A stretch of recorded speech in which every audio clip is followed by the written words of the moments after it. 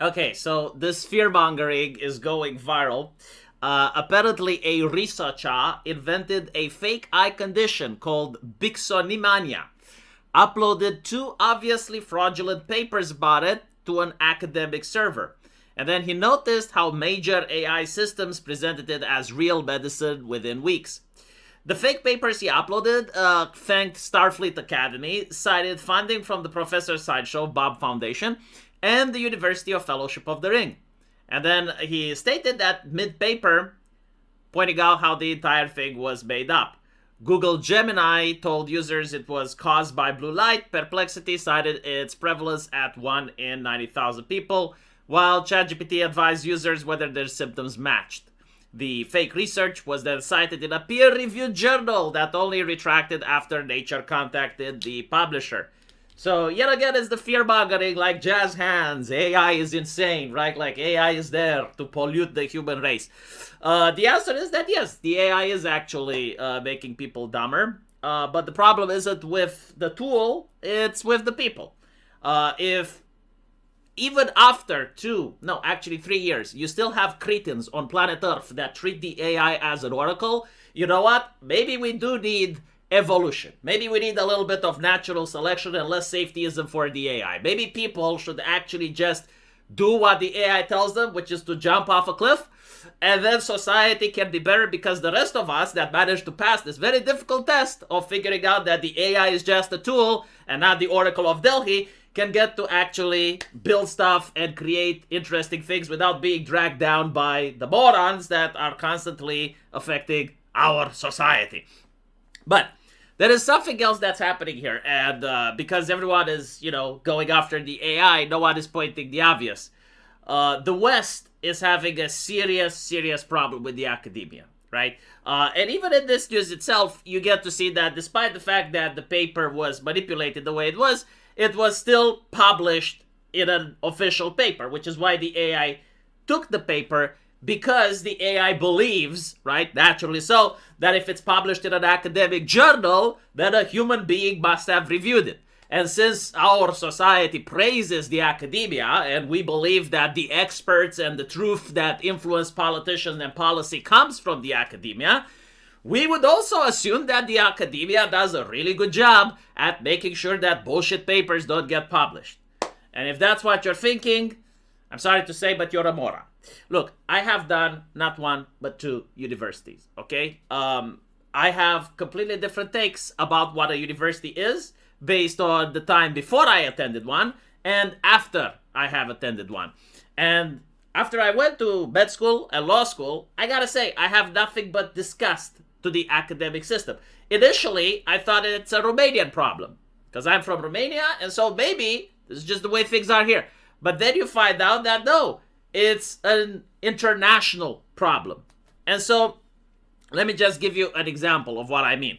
In Europe, for example, if you want to be involved in teaching at med school, so you want to be an assistant professor or something like that, you have to get a PhD. Now, a PhD means that you're writing a paper that basically pushes the advancement of humankind in a field. Like you're discovering something completely new. You're doing something that nobody has thought about before, right?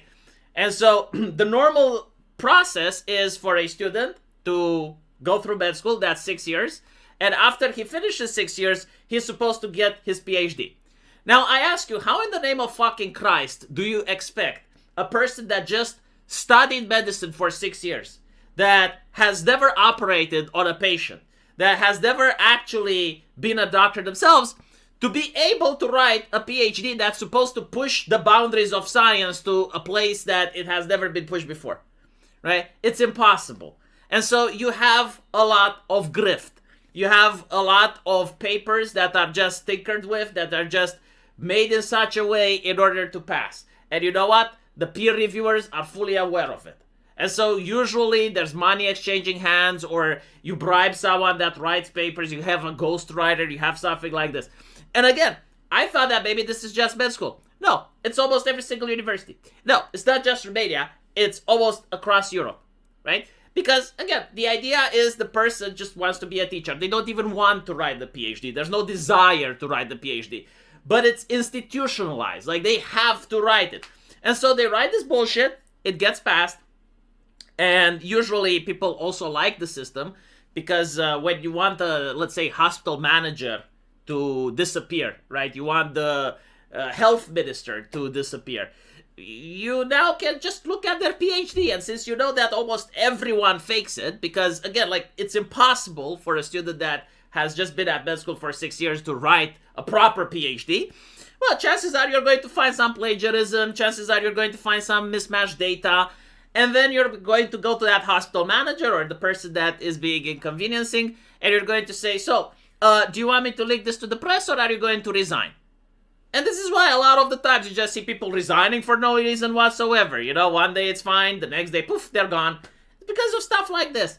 And again, like, people are hyper-focused on the concept of AI. It's like, yes, the Gemini has taken this false study. It's like, motherfucker, do you know how many fake studies are there? You know? But again, like, most people in the industry are very aware of this. But, like, nobody wants to rock the boat because probably they have fake studies as well. And I'm not even going to talk about India and China, okay? Like, let's not even go there, right? Like, if you think it's bad in Europe, like, Jesus fucking Christ. Obviously, like, not all PhDs are like this, you know? Like, there are genuine people that, well, after practicing medicine for maybe, like, 20 or 25 years, like, they genuinely want to research something, and then they hit the other wall, right? And the other wall is called funding. The government has no interest in funding any type of study that goes against the political party that's currently in the establishment, right? So, like, if you want to publish a study about how transgender people are negatively affected by the surgery, right? If you have a leftist government in charge, why would they want to fund something like that, right? The second one are the corporations, right? Like, the corporations may also lobby the government to not study certain things, or the corporations themselves. Like, let's say you're a pharmaceutical company. Why would you want to fund a study to try to see if your pills have negative side effects beyond what's reasonable, knowing that they do, right? So this is the world of the academia that a lot of people are praising it a lot higher than medieval people praised the Catholic Church, which is to say something about it. And there is a reality that's not being discussed. But, you know, speaking of AI, you can actually ask the AI about these things, and you can definitely see that there is even a term for it, right? It's called the reproducibility crisis that exists in the academia. In other words, the scientific theory itself suggests that there needs to be a hypothesis, an experiment, and a conclusion. And after that, you're supposed to be able to repeat it, right? And repeating it means that you're going to get the same results.